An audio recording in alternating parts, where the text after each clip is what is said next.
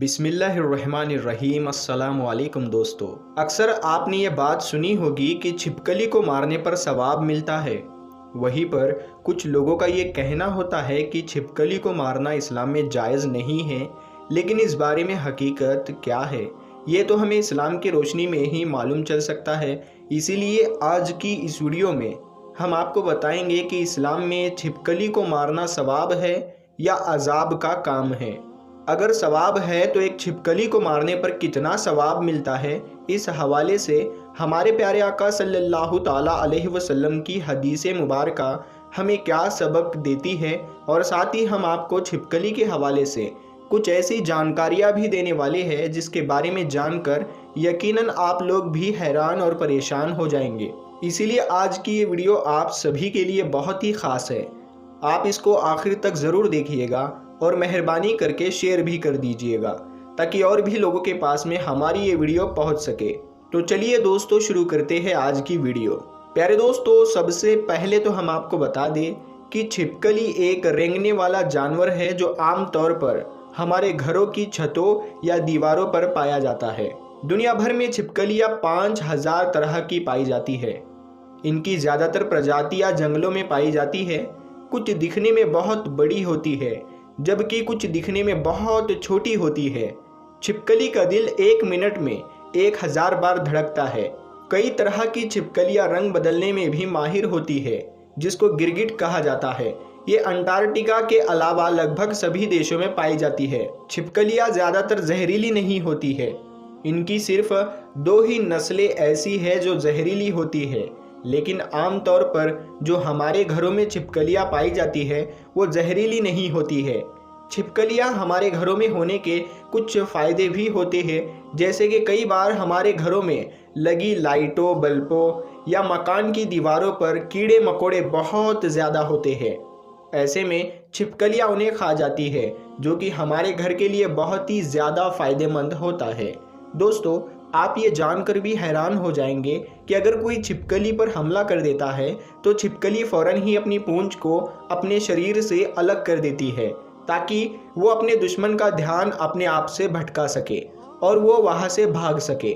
बाद में उसकी वो पूंछ उसके शरीर में फिर से निकल आती है। छिपकली का नाम सुनते ही अक्सर लोग कराहियत महसूस करते हैं और औरतों को तो इसके नाम से ही डर लगने लगता है।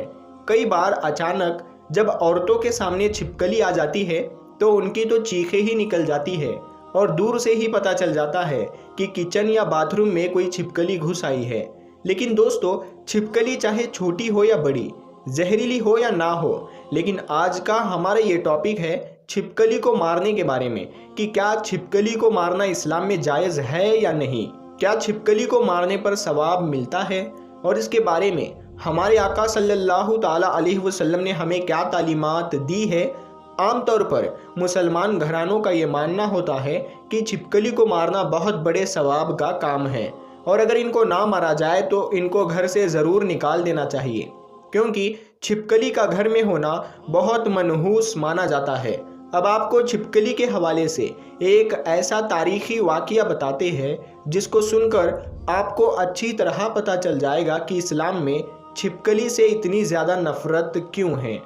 छिपकली ने ऐसा कौन सा काम किया था जिसकी वजह से अल्लाह ने इसे नापसंद फरमाया है। दोस्तों, तारीख की किताबों में मिलता है कि जब हज़रत इब्राहीम अलैहिस्सलाम ने अल्लाह के एक होने की दावत देनी शुरू की तो इस बात से नाराज़ होकर नमरूद ने आप अलैहिस्सलाम को आग में डालने का हुक्म दे दिया। उस वक्त ये वाक़या एक बहुत बुरा और खौफनाक वाक़या था, मगर अल्लाह के खलील ने इस पर भी सब्र किया, जिसका जिक्र इंसानों के अलावा चरिंदों, परिंद, जिन्नों, इंसान, इन सब के दरमियान में हुआ था। उस वक्त चींटी और छिपकली के दरमियान भी इस वाक़ये को लेकर जिक्र हुआ था। उस वक्त चींटी ने हज़रत इब्राहीम अलैहिस्सलाम की हिमायत की, जबकि छिपकली ने नमरूद का साथ दिया था। एक और रिवायत के मुताबिक जब हज़रत इब्राहीम अलैहिस्सलाम को आग में डाल दिया गया था तो ये देखकर छोटे छोटे परिंदे भी अपनी अपनी हैसियत के मुताबिक अपनी अपनी चोंच में पानी के कतरे भरकर उस आग पर पानी डाल रहे थे, यानी कि उस आग को बुझाने की कोशिश कर रहे थे ताकि ये आग हज़रत इब्राहीम अलैहिस्सलाम के लिए ठंडी हो जाए।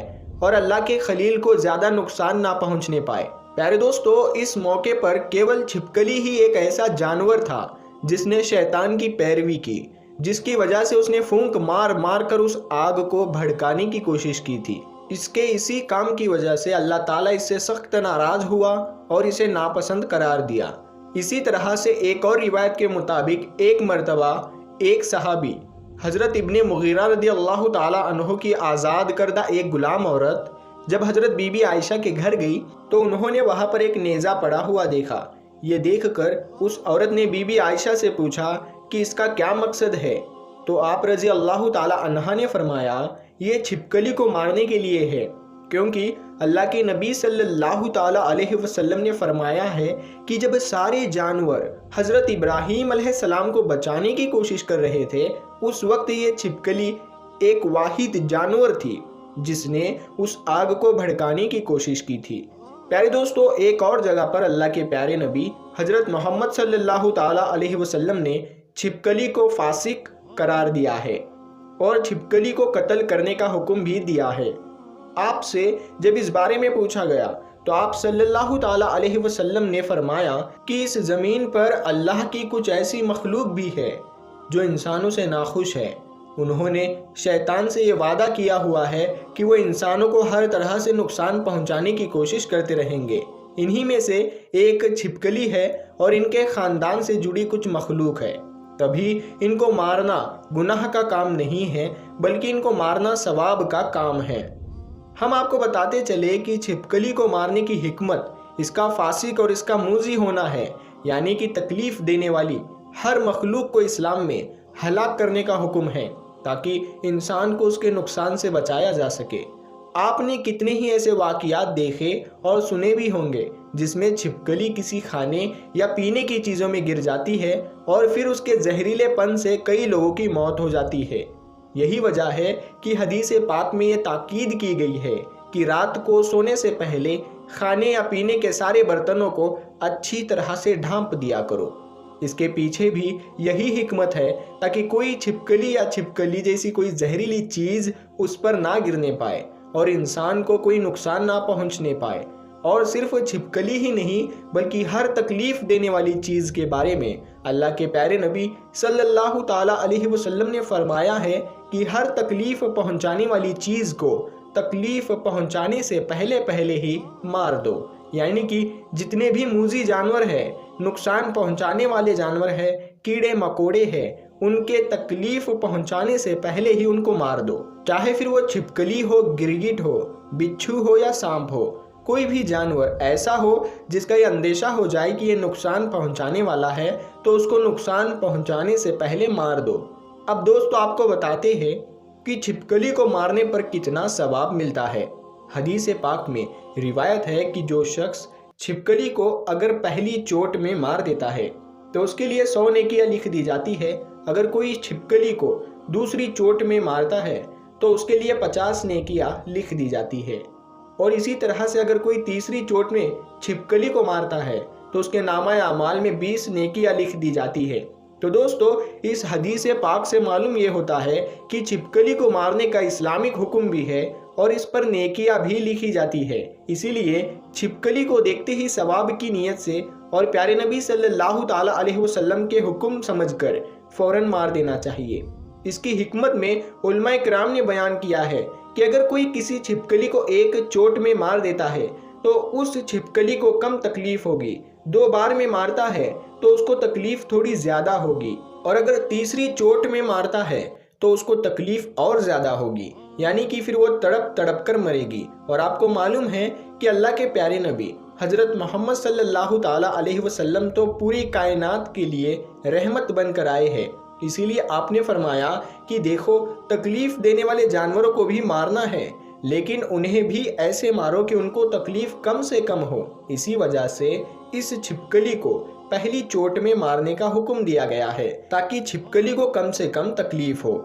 اللہ تعالیٰ سے دعا ہے کہ اللہ پاک ہم سب کو بھی دین کی سمجھ نصیب فرمائے اور اس کے مطابق زندگی بسر کرنے کی توفیق عطا فرمائے، آمین یا رب العالمین۔ پیارے دوستو، اگر آپ کو یہ ویڈیو اچھی لگی ہو تو اس ویڈیو کو آپ اپنے دوستوں کے ساتھ میں ضرور شیئر کریں اور اس ویڈیو کو لائک ضرور کریں۔ اگر آپ چاہتے ہیں کہ ہم نیکسٹ ویڈیو کس ٹاپک پہ بنائیں تو آپ اس ویڈیو کے کمنٹ باکس میں اپنی رائے ضرور دیں۔ تو ہم ملتے ہیں پھر ایک نئی ویڈیو کے ساتھ میں، تب تک کے لیے السلام علیکم، اللہ حافظ۔